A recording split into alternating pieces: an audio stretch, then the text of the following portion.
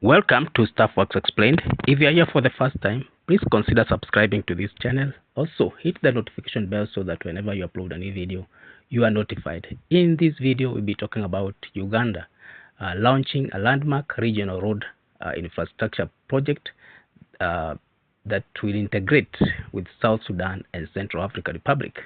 Uganda has officially embarked on one of its most ambitious infrastructure initiatives to date, following the signing of bilateral agreements with South Sudan and Central African Republic for the construction of 1,100 kilometers regional road network. This transformative project aims to foster regional trade, promote political cooperation, and improve physical connectivity between East and Central Africa.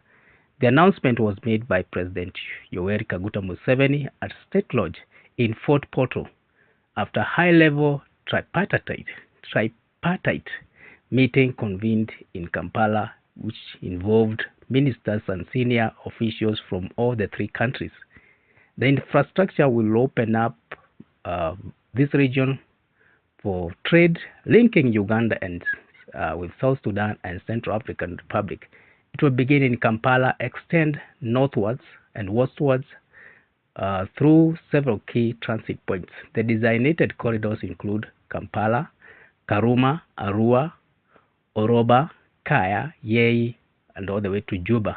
From Juba, it will go to Mundri, Maridi, Yambio, Yubo, Ezo, Bambouti, Obo, and Sibuti. And then from Ezo to go to Yubu and Bobouti. These roads are envisioned to serve as strategic commercial arteries, easing the movement of goods and services and people across the national borders. The infrastructure will especially benefit landlocked regions in Central African Republic and South Sudan by offering more reliable access to East African ports through Uganda, thereby reducing logistical costs and enhancing competitiveness. The overall cost of the regional road project is estimated to be between US dollars 1.1 billion and 1.5 billion, depending on the final routes alignment, terrain, as well as construction requirements. Funding for the project is expected to be sourced through a combination of national budget allocations, as well as international development financing, including multilateral development banks such as African Development Bank and World Bank, bilateral donor with infrastructure-focused development portfolios, potential public-private partnership PPPs, particularly for the maintenance and tolling services, African Union infrastructure grants under the Program for Infrastructure Development in Africa, PIDA, and possible support from Chinese infrastructure investment institutions or European Union development initiatives. During the tripartite meeting, the three countries agreed to jointly mobilize funds, emphasizing the regional nature of the corridor and its potential as continental trade facilitator under the African Continental Free Trade Area AfCFTA framework. A tripartite committee, technical committee, has been formed to steer the project through the planning, implementation, as well as monitoring stages. This committee comprises of experts from ministries of transport, defense, foreign affairs, international affairs, internal affairs, Solicitor General offices of the three countries, and the TTC roles include conducting joint technical inspections, undertaking feasibility studies and environment impact assessment, finalizing roads alignments and engineering works, developing a shared legal and operational framework, as well as coordinating cross-border regulations for road usage and customs. This road is not without challenges and risks.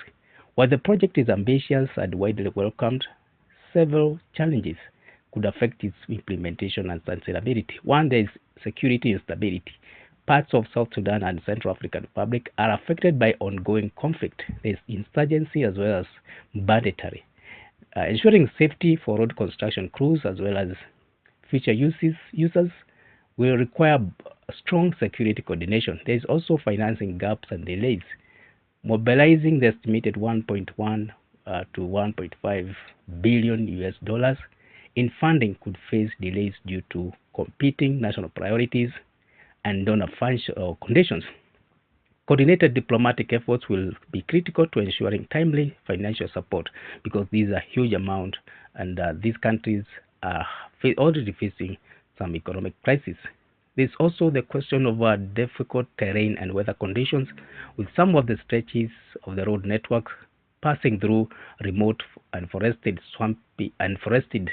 as well as swampy areas, especially in Central African Republic and parts of South Sudan. These conditions may increase construction complexity as well as cost. There is also the aspect of cross-border bureaucracy and regulatory differences.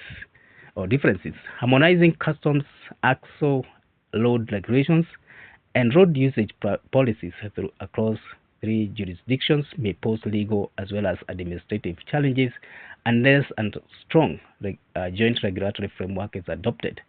There's also the aspect of corruption and mismanagement risks. Large infrastructure projects in the region have historically faced risks related to procurement, corruption, and weak project oversight. Strong transparency and anti-corruption mechanism will be essential in this case to avoid that risk. There's also the question of community displacement and land rights conflicts. Land acquisition could trigger disputes.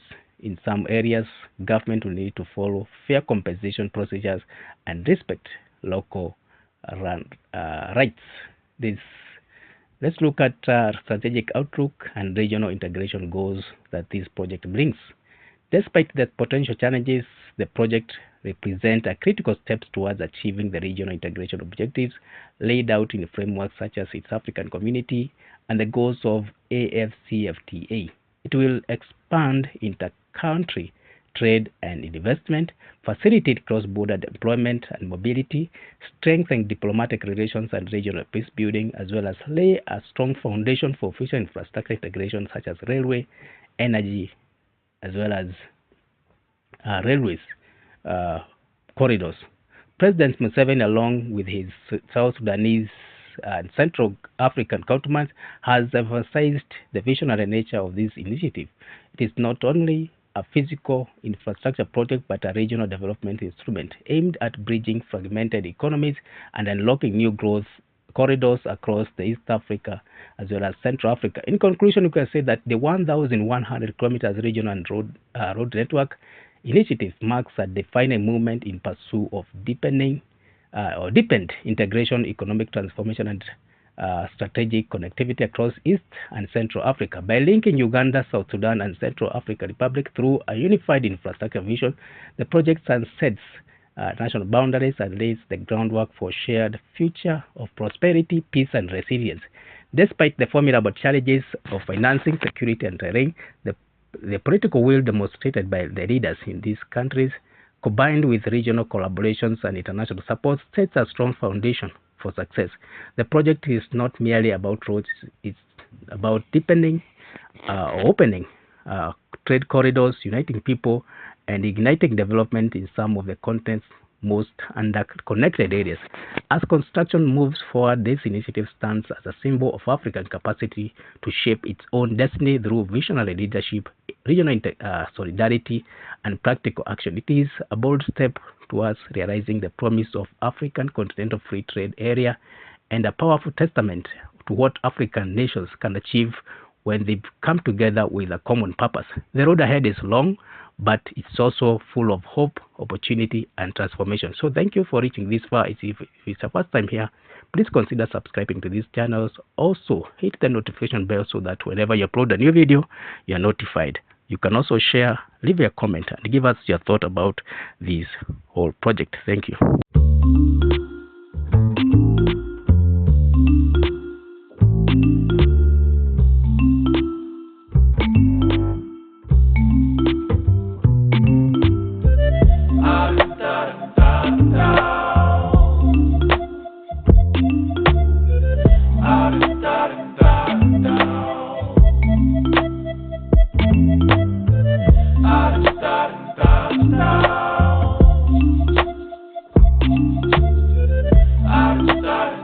I'm